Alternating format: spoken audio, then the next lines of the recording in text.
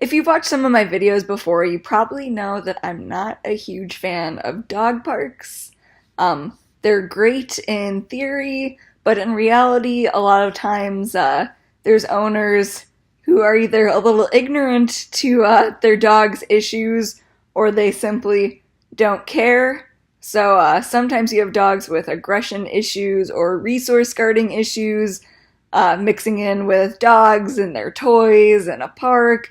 And I've just heard too many horror stories, seen bites happen, and it's not something I'm personally willing to subject my dogs to. But that doesn't mean your dog can't play with other dogs.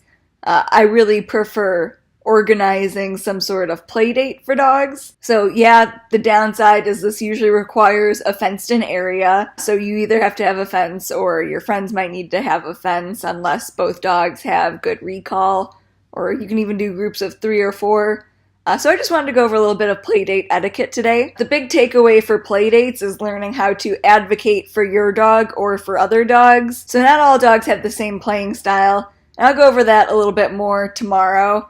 But since they don't all have the same playing style, you'll want to look for dogs doing kind of a give and take style of play. So that means dogs, that was Ellie.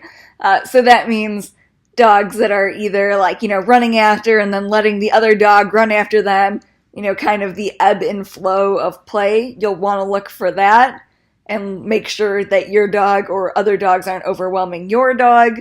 You don't want dogs that look kind of like, what's going on? And if you do see that, you need to learn how to teach your dog, or the other owners need to learn how to teach their dog to kind of back off when you call them off of them.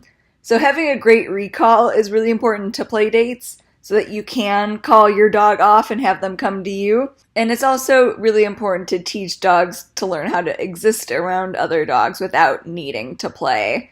So you can actually enforce this.